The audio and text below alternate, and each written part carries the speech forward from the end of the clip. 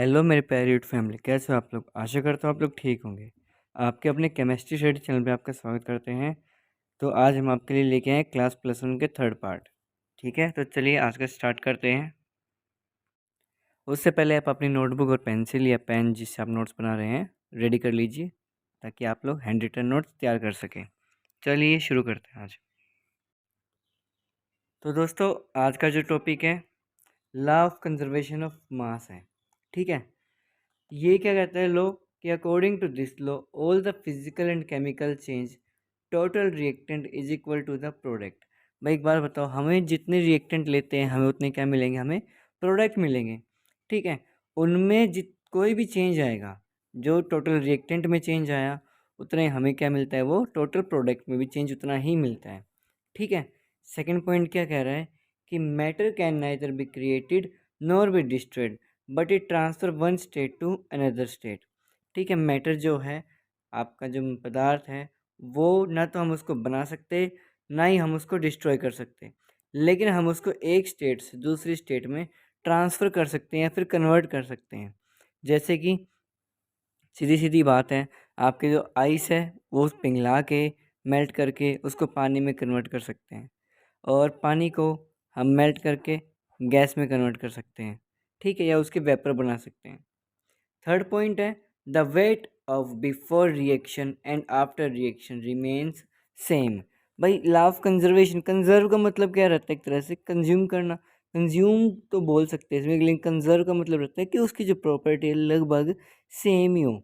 ठीक है, तो यहाँ पे बिफोर रिएक्शन, रिएक्शन होने से पहले और रिएक्शन होने के बाद अगर वो चीज़ सेम रहती है तो ये प्रॉपर्टी किसकी रहती है, लॉ ऑफ कंजर्वेशन ऑफ मास की। भाई मान लो कुछ बच्चे ऐसे भी रहते हैं कि जो पढ़ाई से पहले सीखा और जो पढ़ाई के बाद सीखा, लेकिन जो सीखा है फिर वो उतने का उतना ही रह जाता है। ठीक है, मतलब कोई इम्प्रूवमेंट नहीं होती है, तो वो एक तरह से कंजर्वेशन ही रह रहे हैं उनके। ठीक है, कंजर्व ही हो रही वो चीज़ें। आई बात समझ में, मतलब कोई इम्प्रूवमेंट नहीं हुई है। अब देखिए नेक्स्ट टॉपिक के बारे में बात करते हैं, law of definite proportion. Proportion को हम रेशियो से लेके चल रहे हैं, तो मतलब कि क्या रहेगा, रेशियो इनका फिक्स रहेगा एक तरह से। तो according to this law chemical compound is found to be made up of the same element combined together. ठीक है, मतलब क्या कह रहा है कि सेम एलिमेंट रहेंगे और जो कंपाउंड बनते हैं वो सेम एलिमेंट से बनते हैं, और उनका रेशियो क्या रहेगा, एक फिक्स रेशियो रहेगा, मतलब वो चेंज नहीं हो सकता बाद में।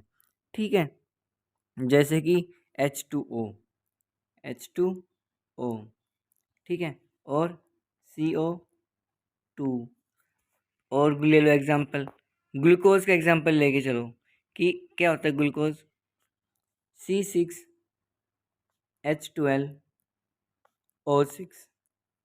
तो रेशियो क्या रहा है इनका, 1:2:1। ठीक है, तो ये था आपका डिफाइनाइट प्रोपोर्शन के बारे में। अब देखिए नेक्स्ट हम बात करते हैं मल्टीपल प्रोपोर्शन के बारे में। मल्टीपल प्रोपोर्शन में क्या होगा, वहाँ पे तो भाई सिंगल अपने सेम रेशियो दे रहा था, लेकिन यहाँ पे देखिए कि according to this law when two element combine to form more than chemical compound, मतलब कि दो एलिमेंट है कंबाइन होंगे और दो या दो से ज़्यादा क्या बनाएंगे, केमिकल कंपाउंड बनाएंगे, तो then the weight of one of the element which combine a fixed weight of the other bear a sample ratio to one another। मतलब कि क्या कह रहा है, एग्जाम्पल समझिए चीज़ों को, कि मान लो एक कंपाउंड है, ठीक है, कार्बन एक कंपाउंड है, ये तो सेम हो गया, लेकिन जो दूसरा एलिमेंट रहेगा वो क्या रहेगा, डिफरेंट हो सकता है। आई बात समझ में, वो क्या होगा, डिफरेंट होएगा। और इनका जो सिंपल रेशियो क्या रहता है, वो मान लो कंपाउंड क्या मिला अपने को, कार्बन डाइऑक्साइड और कार्बन मोनोऑक्साइड, इसमें इसका रेशियो क्या है, 1:1, इसका 1:2 है। मतलब कि डिविजिबिलिटी में नहीं आएगा, सिंपल होल नंबर रेशियो में आएगा।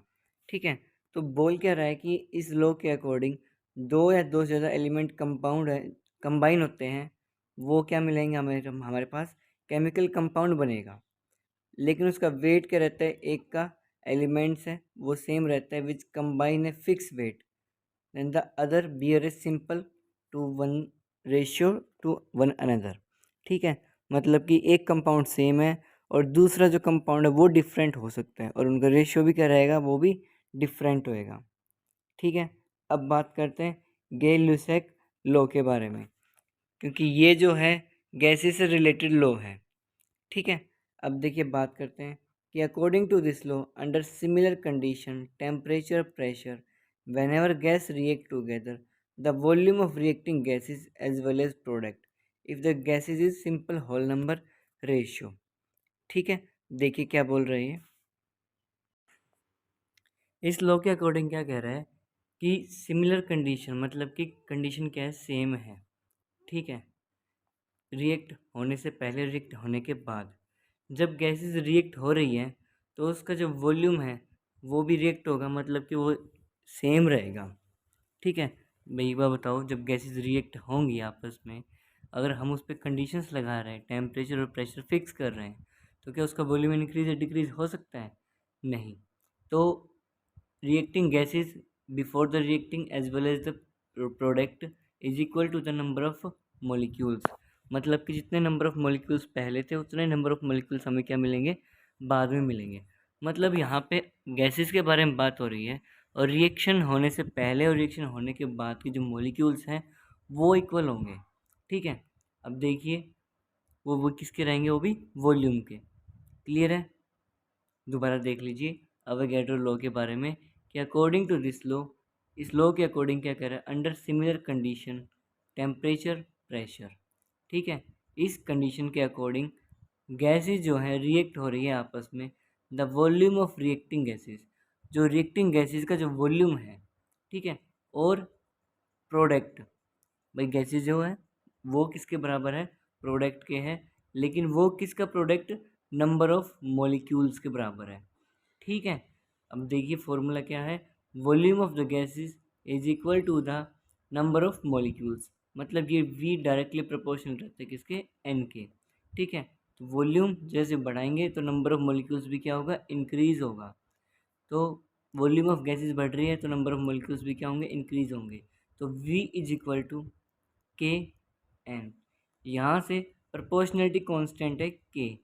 ठीक है, आप बोल सकते हो कि भाई रिएक्शन होने से पहले जो इसका वॉल्यूम था अब वो इंक्रीज होता है क्योंकि नंबर ऑफ कोलिजन भी बढ़ रहा है और नंबर ऑफ मॉलिक्यूल्स भी बढ़ रहा है।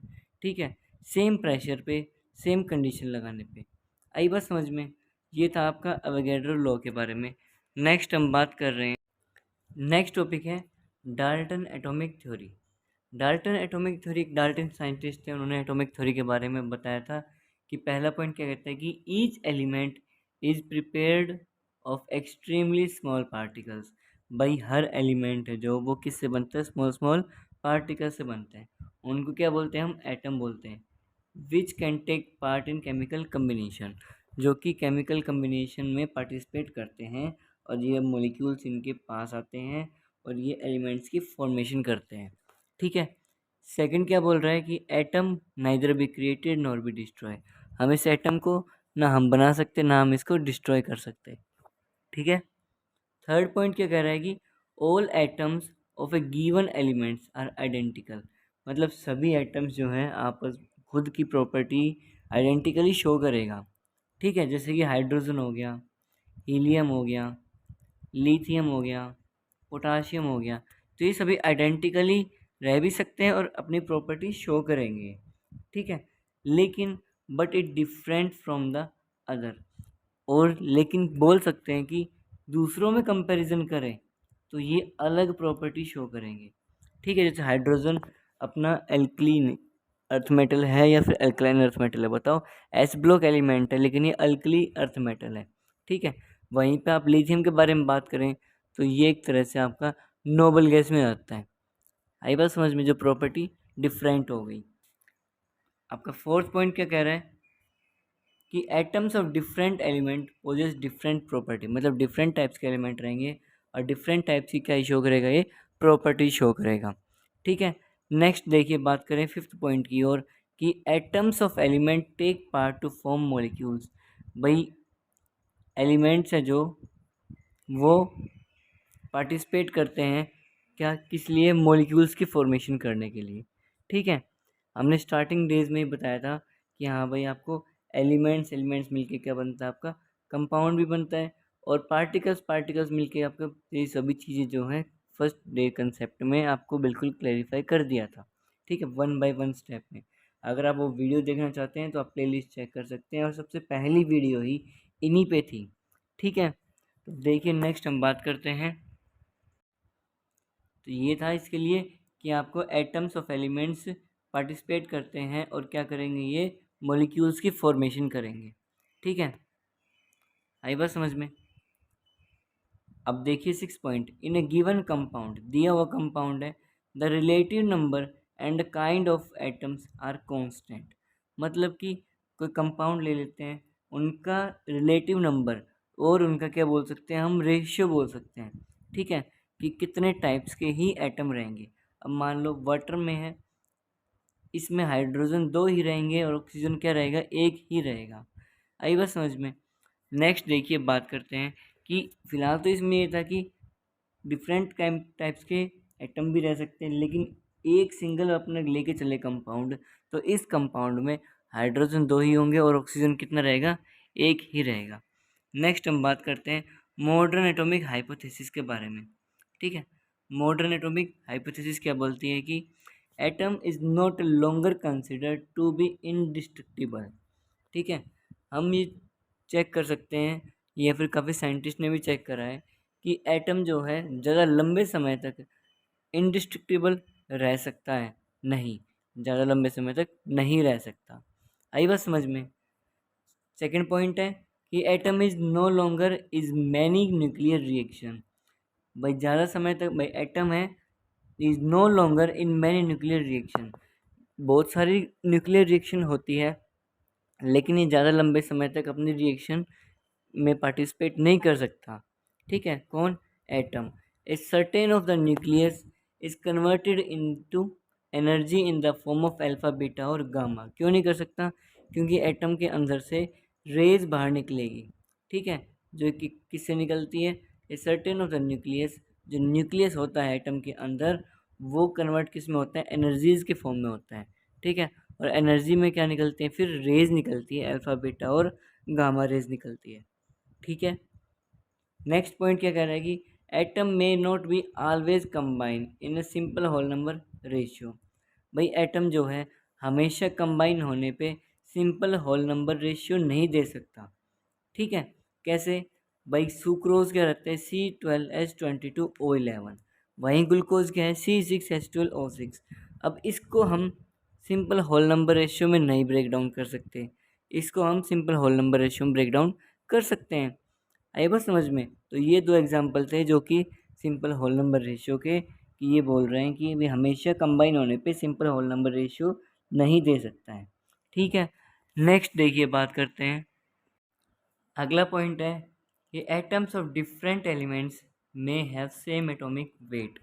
भाई एटम्स किस किस से, भाई सेम एलिमेंट्स और डिफरेंट एलिमेंट्स दोनों से मिलके बनता है, लेकिन यहाँ पे डिफरेंट एलिमेंट्स के बारे में बात कर रहे हैं, लेकिन उनका क्या बोल सकते हैं, उनका सेम एटॉमिक वेट हो सकता है।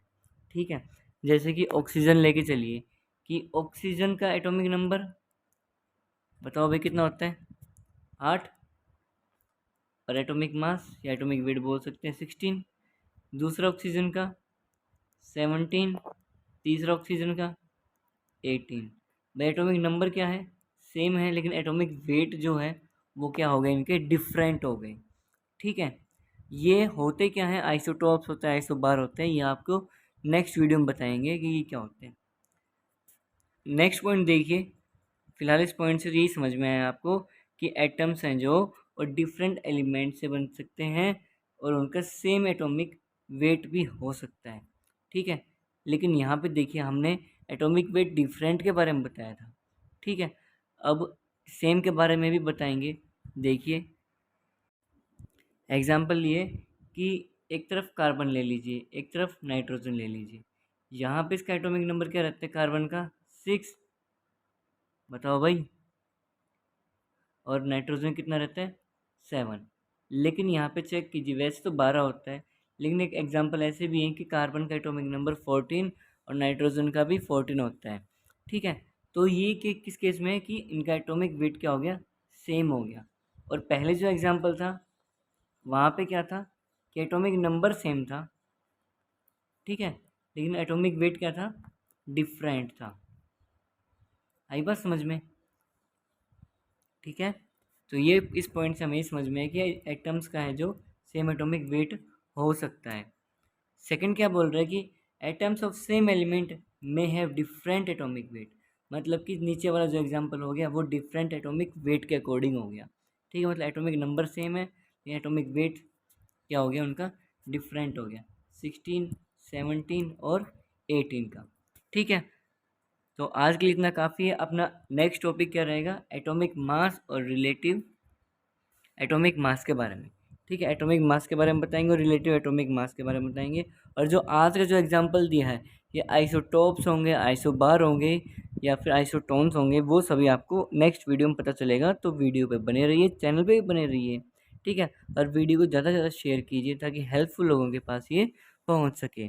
ठीक है, और अपना ध्यान रखिए। Please keep supporting guys. Thank you, have a nice day.